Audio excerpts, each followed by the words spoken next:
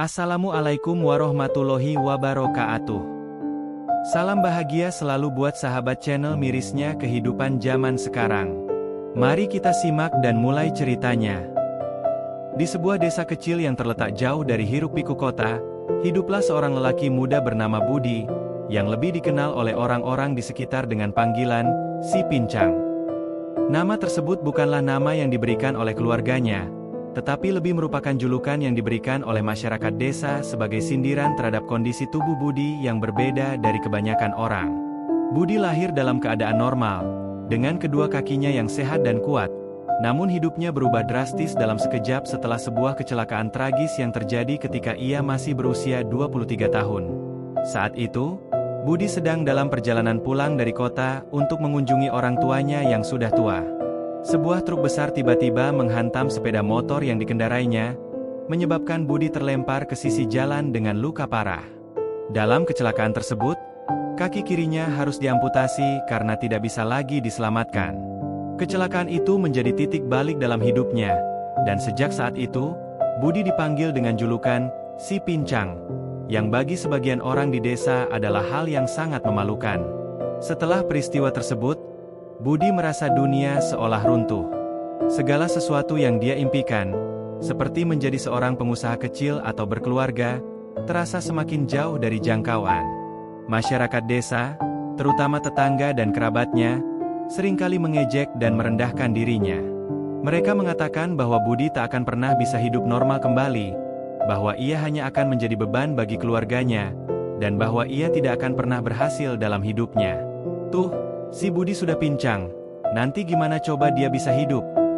Ujar seorang ibu-ibu di pasar suatu hari dengan suara yang cukup keras sehingga Budi bisa mendengarnya dari jarak beberapa meter. Kakinya hilang. Mau kerja apa? Orang pincang susah mau cari kerja yang layak. Budi hanya bisa menundukkan kepala mendengar perkataan itu. Ia merasa sangat malu dan terluka oleh hinaan-hinaan yang datang dari orang-orang di sekitarnya. Budi bahkan mulai merasa bahwa ia tak lagi punya tempat di dunia ini, dan lebih sering mengurung diri di dalam rumah. Namun, di balik kesedihan yang mendalam, ada satu hal yang terus menggelora dalam dirinya, yakni keinginan untuk bangkit. Ia sadar, meskipun hidupnya tidak akan pernah sama lagi, ia masih memiliki kesempatan untuk membuktikan bahwa dirinya bukanlah orang yang tak berguna. Suatu hari, saat sedang duduk di beranda rumah, Budi melihat seorang pemuda yang tampaknya sedang mencoba membuka usaha kecil-kecilan di dekat pasar. Pemuda itu, yang bernama Tono, menjual beraneka ragam kerajinan tangan yang ia buat sendiri. Meskipun usahanya sederhana, Budi bisa melihat semangat dan kegigihan yang ada dalam diri Tono. Budi terinspirasi oleh Tono, dan mulai memikirkan ide untuk membuka usaha sendiri. Namun, impian tersebut terasa semakin jauh dengan kondisi fisiknya yang terbatas. Setiap kali ia mencoba berpikir tentang langkah pertama untuk mewujudkan impian itu, rasa pesimis seringkali datang menghalangi. Banyak orang yang menganggapnya tidak mungkin bisa berjuang kembali setelah kecelakaan itu. Budi merasa kesepian dan terasing dari dunia luar. Namun, Budi tidak ingin menyerah. Ada satu hal yang selalu ia ingat dari masa kecilnya, yakni pesan dari ibunya. Jika kamu jatuh, bangkitlah. Tidak ada yang lebih penting dalam hidup ini selain tetap berjuang meskipun jalan yang kamu lalui penuh dengan rintangan. Pesan itu selalu menguatkan hati Budi dalam setiap langkahnya, meskipun kadang ia merasa sangat lelah dan tak berdaya. Hari demi hari berlalu, dan meskipun tantangan besar menghampirinya, Budi mulai mencoba untuk bangkit. Ia mulai belajar keterampilan baru, seperti kerajinan tangan dan keterampilan membuat tas dari bahan bekas. Awalnya, banyak orang yang meremehkan usahanya, bahkan teman-temannya yang dulu dekat pun mulai menjauhkan diri. Tetapi Budi tetap tidak peduli. Ia merasa bahwa selama ia memiliki tekad, tak ada yang bisa menghentikannya untuk mencoba. Dengan semangat yang membara, Budi mulai membuka sebuah warung kecil di pinggir jalan. Warung tersebut menjual berbagai produk kerajinan yang ia buat sendiri, seperti tas dari bahan bekas dan aksesori lainnya. Meskipun usaha itu masih sangat sederhana, Budi merasa bahagia karena ia bisa melakukan sesuatu yang bermanfaat dan mandiri. Setiap hari, ia melayani pembeli dengan senyuman, meskipun hatinya penuh dengan rasa sakit dan rasa malu yang masih membekas. Namun, meskipun Budi berusaha keras, tetap saja cemoohan dan ejekan datang dari masyarakat sekitar. Tetangga-tetangganya seringkali berbisik-bisik di belakangnya, menganggap bahwa usaha Budi tidak akan pernah berhasil. "Jangan berharap banyak, itu hanya usaha sia-sia," kata seorang tetangga wanita saat melintas di depan warung Budi. "Orang pincang mana bisa bersaing dengan yang normal?" Komentar seperti itu membuat Budi merasa lelah. Namun ia tidak ingin menyerah.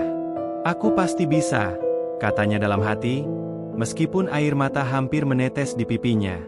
Dia tidak bisa membiarkan pandangan orang lain menentukan siapa dirinya. Setiap malam, Budi duduk di meja sederhana di rumahnya, menulis rencana-rencana baru untuk memperbaiki usaha kecilnya.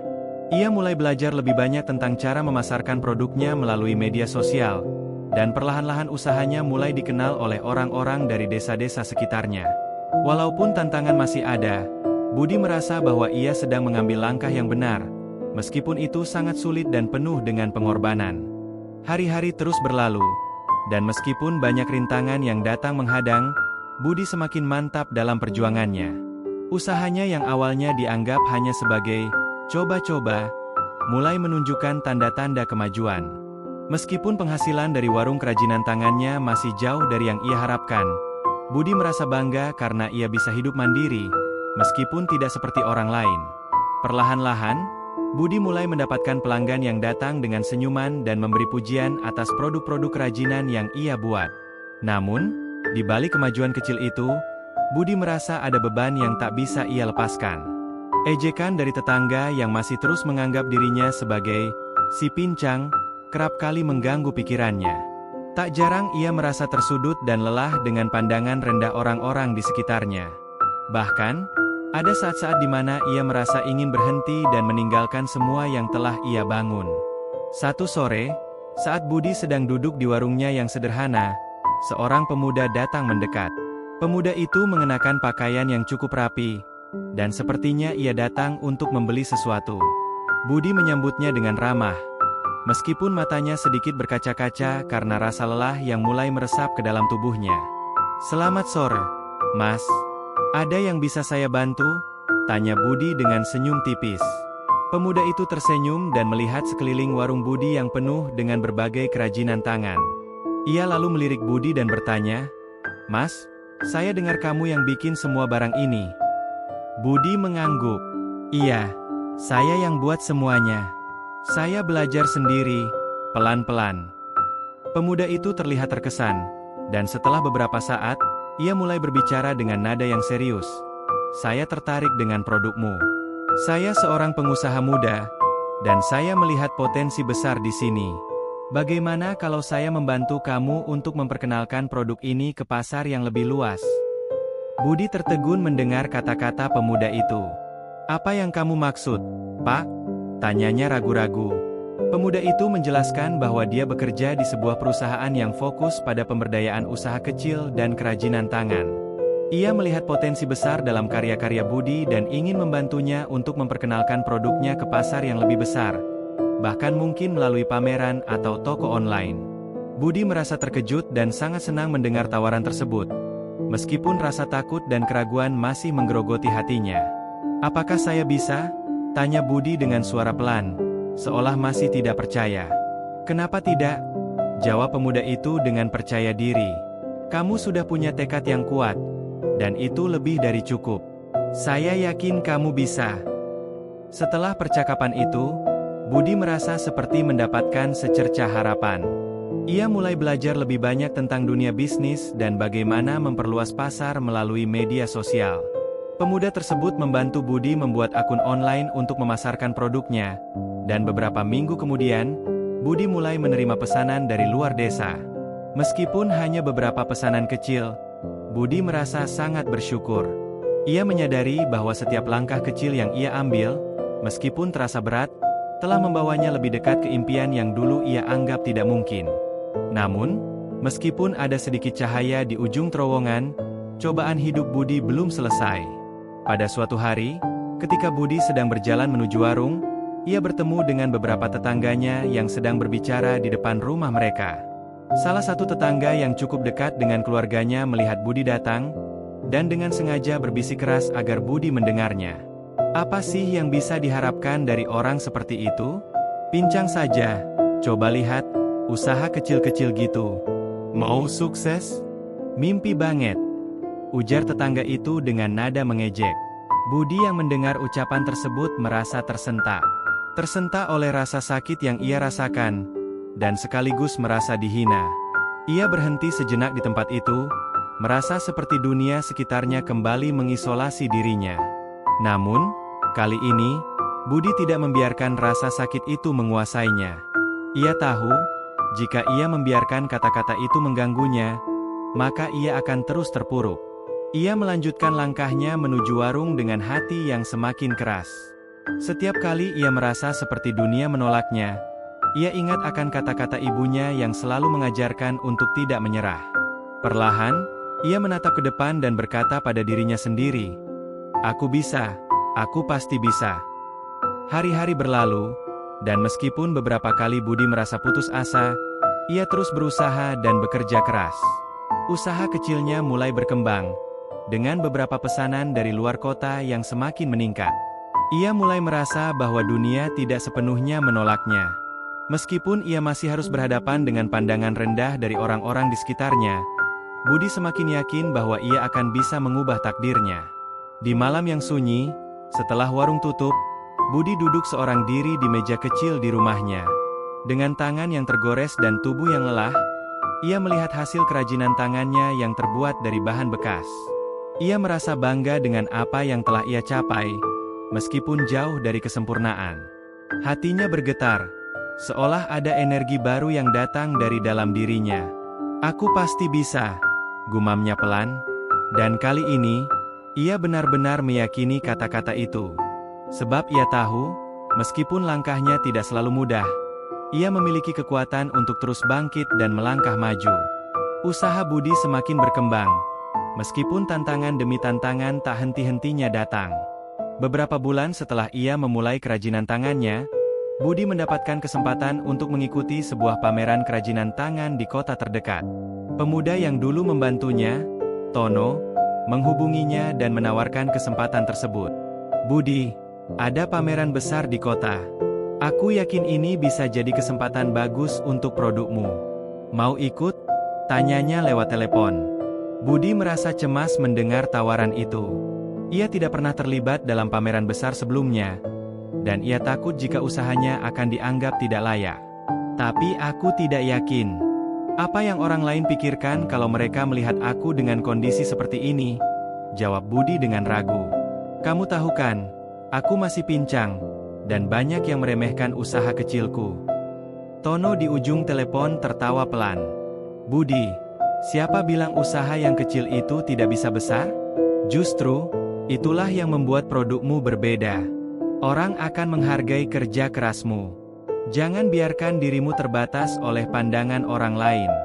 Ini kesempatan besar. Kamu bisa tunjukkan bahwa kamu lebih dari yang mereka kira." Budi menarik napas panjang. Ada rasa takut yang masih menggelayuti hatinya, tetapi ada juga secercah harapan yang terbersit. Akhirnya, ia memutuskan untuk menerima tawaran tersebut. "Baiklah, aku akan ikut. Tapi aku tidak tahu harus mulai dari mana." Tono menjawab, "Jangan khawatir. Aku akan membantumu mempersiapkan segalanya. Kita akan mulai dengan yang terbaik." Persiapan untuk pameran itu sangat menguras tenaga Budi. Ia bekerja sepanjang hari untuk menyiapkan produk-produk kerajinannya, mengepak tas, dan memastikan semuanya siap dengan rapi. Terkadang, rasa sakit di tubuhnya semakin terasa seiring dengan berjalannya waktu. Namun, ia berusaha keras untuk tidak menunjukkan kelelahan yang ia rasakan. Ia tahu ini adalah kesempatan langka, dan ia tidak bisa membiarkan rasa lelah mengalahkannya. Pada hari pameran, Budi merasa cemas. Ia merasa dirinya jauh lebih kecil dibandingkan dengan para pengusaha lain yang tampaknya jauh lebih berpengalaman. Ketika ia tiba di lokasi pameran, Budi melihat banyak stand dari berbagai pengusaha yang membawa produk-produk mewah dan modern. Ia merasa dirinya seperti titik kecil di antara lautan orang-orang besar. Namun, Ketika Budi menata barang-barang kerajinannya, ia merasa sedikit lebih tenang. Produk yang ia buat dengan tangannya sendiri terhampar di atas meja stan. Terlihat sederhana tetapi memiliki keunikan tersendiri. Budi merasa ada sesuatu yang spesial pada hasil kerajinannya, meskipun ia tidak bisa memahaminya sepenuhnya. Tono datang menghampirinya di tengah persiapannya. "Kamu sudah siap, Budi?" tanya Tono dengan senyum yang tulus. Budi mengangguk, meskipun ia masih merasa gugup. "Aku rasa aku tidak tahu harus mulai dari mana." Tono menepuk pundaknya. "Kamu hanya perlu percaya pada diri sendiri. Orang akan datang dan melihat produkmu karena mereka akan merasakan ketulusanmu." Hari pertama pameran dimulai, dan Budi merasa cemas setiap kali seseorang mendekat ke stan kerajinannya. Namun, semakin lama ia merasa lebih nyaman berbicara tentang produk-produk yang ia buat. Beberapa pengunjung mulai bertanya tentang proses pembuatan tas dan aksesori dari bahan bekas yang ia jual. Dengan sabar, Budi menjelaskan setiap detail dengan penuh semangat. Pada suatu titik, seorang ibu-ibu yang cukup tua datang ke stan Budi dan mengamati produk-produk kerajinan dengan cermat. "Wah, ini benar-benar unik. Keren sekali," ujar ibu tersebut sambil memegang salah satu tas hasil kerajinan Budi. Budi tersenyum malu-malu. "Terima kasih, Ibu. Semua dibuat dengan tangan saya." Ibu itu terus melihat-lihat dan akhirnya membeli beberapa produk. "Saya suka dengan ide menggunakan bahan bekas. Ini sangat ramah lingkungan," kata ibu tersebut, lalu menyerahkan sejumlah uang kepada Budi. Budi terkejut dan merasa sangat dihargai. "Terima kasih banyak, Ibu. Semoga Ibu suka dengan produk ini." Hari demi hari pameran berlangsung, dan Budi mulai mendapatkan lebih banyak pelanggan. Meskipun banyak yang masih meragukan kualitas dan nilai dari produk-produk sederhana yang ia buat, semakin banyak juga yang mulai menghargai karyanya. Tidak hanya itu, Budi juga mendapatkan banyak kontak yang bisa membantunya memperluas jangkauan pasar. Tono terus mendampinginya, memberi dukungan dan motivasi agar Budi tidak menyerah. "Lihat, Budi, ini baru permulaan. Kita sudah berada di jalur yang benar," kata Tono dengan senyum bangga. Namun, meskipun banyak orang mulai memberikan apresiasi, Budi tetap merasa ada kekosongan dalam dirinya. Ia masih merasa kesepian, dan rasa minder yang pernah ia rasakan saat pertama kali kecelakaan itu terjadi masih menghantuinya. Ia seringkali teringat kembali pada kata-kata ejekan dari orang-orang di desanya yang meremehkan dirinya. Tetapi di sisi lain, Budi juga menyadari satu hal. Semakin banyak orang yang mendukung dan menghargainya, semakin ia merasa memiliki kekuatan untuk terus bertahan. Suatu malam, setelah pameran berakhir dan Budi pulang ke rumah, ia duduk sendiri di meja kecil yang biasa ia gunakan untuk bekerja. Ia menatap langit yang gelap, berpikir tentang perjalanan hidupnya. Di luar, angin berhembus lembut, membawa udara malam yang sejuk. Budi merasa seolah dunia ini menyambutnya dengan pelukan yang hangat. "Aku memang tidak utuh seperti dulu, tapi aku masih punya banyak hal yang bisa aku banggakan," gumamnya pelan, meresapi setiap kata yang keluar dari mulutnya. Sejak saat itu, Budi tidak lagi takut untuk bermimpi. Ia tahu bahwa hidup ini bukan tentang bagaimana orang lain memandang kita, melainkan bagaimana kita memandang diri kita sendiri. Budi mulai mengubah cara pandangnya, bahwa menjadi berbeda bukanlah kelemahan, melainkan sebuah kekuatan. Sebab, dalam setiap keterbatasan, selalu ada peluang untuk bangkit dan menemukan kekuatan yang tak terduga. Keberhasilan yang ia raih di pameran tersebut bukanlah akhir dari perjalanan Budi. Sebaliknya, itu hanyalah awal dari perjalanan panjang yang penuh dengan tantangan dan perjuangan. Namun, satu hal yang pasti, Budi kini percaya bahwa tak ada yang tak mungkin selama ia tetap berusaha dan tidak pernah menyerah. Setelah pameran itu, Budi merasakan perubahan besar dalam dirinya. Kepercayaan dirinya yang dulu rapuh, kini perlahan-lahan mulai menguat. Setiap hari ia semakin yakin bahwa meskipun tubuhnya tidak sempurna, namun hatinya penuh dengan harapan dan tekad untuk berhasil. Usaha kecilnya yang dulu hanya sebatas impian kini mulai berkembang menjadi bisnis yang nyata. Ia mulai menerima pesanan dalam jumlah yang lebih banyak dan sering mendapatkan tawaran dari toko-toko di kota terdekat untuk memajang produk-produk kerajinannya. Namun, Kesuksesan Budi tetap datang dengan tantangan. Pada suatu pagi, Budi terbangun dengan tubuh yang sangat lelah. Kesehatannya mulai menurun karena kurang tidur dan terlalu banyak bekerja. Kakinya yang sudah hilang terasa semakin sakit, dan kadang ia merasa lelah luar biasa. Tetapi ia terus memaksakan diri untuk bekerja. Budi tahu bahwa untuk mencapai impian, ia harus berjuang keras. Tono, yang selalu mendukungnya, melihat kondisi Budi dan mulai khawatir. Suatu hari, ia mengajak Budi berbicara serius. "Budi, kamu perlu berhenti sejenak. Tidak ada gunanya jika tubuhmu jatuh sakit. Kamu harus jaga kesehatanmu. Kerja keras itu penting, tapi tubuhmu juga perlu istirahat," kata Tono dengan nada serius. Budi menatap Tono dengan wajah lelah. Tetapi ia tahu Tono benar. "Aku tahu, Tono. Tapi aku takut kalau aku berhenti, semuanya akan berantakan." "Aku tidak bisa berhenti sekarang," jawab Budi dengan suara rendah. Tono menghela napas panjang. "Aku mengerti perasaanmu. Tapi ingat, hidup ini bukan hanya soal bekerja keras. Kamu harus menjaga keseimbangan. Jika kamu terus begini, bukan hanya bisnismu yang akan rusak, tapi juga dirimu sendiri. Jangan sampai kamu merusak tubuhmu hanya untuk mengejar sesuatu yang belum pasti." Budi terdiam sejenak, merenung. Akhirnya, ia mengangguk pelan. "Kamu benar, Tono. Mungkin aku terlalu terbawa emosi dan ambisi. Aku akan coba lebih hati-hati." Sejak saat itu, Budi memutuskan untuk lebih memperhatikan kesehatannya. Ia mulai meluangkan waktu untuk beristirahat dan menjaga tubuhnya agar tetap fit. Meskipun itu sulit, karena kebiasaannya yang telah terlanjur keras kepala, ia tahu bahwa tubuhnya harus diprioritaskan agar bisa terus maju. Di sela-sela kesibukan, ia mulai lebih memperhatikan pola makan dan tidur yang teratur. Budi belajar untuk menyisihkan waktu untuk berolahraga ringan dan relaksasi, agar ia tidak terjebak dalam kelelahan yang berlebihan. Dalam beberapa bulan berikutnya, usaha Budi semakin berkembang pesat. Ia tidak hanya memperoleh pelanggan dari kota terdekat, tetapi juga mulai mengirimkan produknya ke kota-kota besar. Ia bahkan mulai menerima tawaran untuk menjual produk-produk kerajinan di beberapa toko online yang besar. Keberhasilannya tersebut semakin dikenal oleh banyak orang. Bahkan beberapa wartawan dari media lokal mulai meliput cerita inspiratifnya. Budi merasa bangga, tetapi ia tetap rendah hati. Ia tahu, ia tidak akan pernah sampai di titik ini tanpa bantuan orang-orang di sekitarnya, seperti Tono dan keluarganya yang selalu mendukungnya.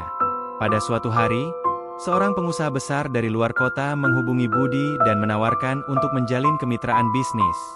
Pengusaha tersebut tertarik dengan produk-produk kerajinan Budi dan ingin memasarkan produk tersebut secara lebih luas lagi. "Saya melihat potensi besar dalam produk kerajinan Anda, Budi. Saya yakin ini bisa berkembang lebih jauh jika kita bekerja sama," kata pengusaha itu melalui telepon. Budi merasa terkejut mendengar tawaran tersebut. Ia tidak pernah membayangkan bahwa bisnis kecilnya yang dimulai dari ketekunan dan kerja keras bisa sampai sejauh ini. Namun, di dalam hatinya, Budi merasa ragu. Ia khawatir jika kerjasama ini akan mengubah visi dan misi yang telah ia bangun selama ini. "Tapi, apakah kita akan bisa tetap menjaga kualitas dan filosofi yang saya bangun? Saya tidak ingin produk saya kehilangan makna," kata Budi hati-hati. Pengusaha itu tertawa pelan. "Saya mengerti kekhawatiran Anda, Budi. Saya juga tidak ingin merusak apa yang sudah Anda bangun. Justru, tujuan saya adalah untuk membantu Anda mencapai lebih banyak orang tanpa mengubah nilai-nilai yang sudah Anda pegang. Kita bisa bekerja sama untuk menjaga kualitas dan keaslian produk." Setelah berpikir panjang, Budi akhirnya memutuskan untuk menerima tawaran tersebut. Ia merasa ini adalah kesempatan langka yang harus dimanfaatkan. Namun, ia tetap menegaskan bahwa ia ingin mempertahankan filosofi usahanya, yaitu menggunakan bahan bekas dan ramah lingkungan dalam setiap produk yang ia buat. Hari-hari setelah itu menjadi semakin sibuk bagi Budi. Ia bekerja keras untuk memenuhi pesanan yang semakin banyak, sambil tetap menjaga kualitas produk dan pelayanan. Meski banyak yang mulai mengagumi keberhasilannya, Budi tetap merasa bahwa ia belum mencapai semuanya. Ia tidak melupakan masa-masa sulit yang telah ia lewati, dan itu yang terus mendorongnya untuk maju. Namun, di balik kesuksesannya, Budi juga mulai merasakan beban yang semakin berat. Meskipun ia sudah mendapatkan pengakuan, ia tidak bisa menghindari kenyataan bahwa banyak orang yang masih menganggap rendah dirinya karena keterbatasannya. Ada kalanya, saat Budi berjalan melewati pasar atau bertemu dengan orang-orang lama, ia masih mendengar bisik-bisik yang tidak mengenakan. "Ah, itu si Budi, yang dulu pincang. Tapi lihatlah dia sekarang, usaha kecil-kecil gitu," ujar seorang ibu yang berjalan di dekatnya. Budi terkadang merasa ingin menanggapi ucapan-ucapan seperti itu, tetapi ia tahu bahwa ia tidak boleh terjebak dalam perasaan marah atau sakit hati. Ia memilih untuk tetap tenang, meyakini bahwa pandangan orang lain bukanlah ukuran dari keberhasilannya. Suatu malam, setelah selesai bekerja, Budi duduk sendirian di teras rumahnya. Ia menatap bintang-bintang yang tampak indah di langit malam. Dalam hatinya, ia merasa lega. Perjalanan hidupnya, meskipun penuh dengan rintangan dan kesulitan, telah membawanya ke titik di mana ia bisa berdiri dengan kepala tegak. Tidak ada lagi rasa takut atau malu yang menghalangi jalannya. Semua yang ia capai adalah hasil dari kerja keras dan keyakinannya untuk bangkit meskipun dunia sekitarnya seringkali meremehkan. "Aku bisa," gumamnya pelan kepada dirinya sendiri, dengan penuh keyakinan. "Aku sudah membuktikan bahwa aku lebih dari yang mereka kira." Budi tahu bahwa perjalanan hidupnya masih panjang. Meskipun dunia belum sepenuhnya menerima dirinya, ia sudah memiliki satu keyakinan yang tak tergoyahkan, bahwa meskipun hidup memberikan banyak cobaan, ia akan terus berjuang untuk tetap menjadi diri sendiri, tanpa peduli apa kata orang. Karena, bagi Budi, keberhasilan sejati bukanlah tentang bagaimana orang lain memandangnya, melainkan bagaimana ia memandang dirinya sendiri.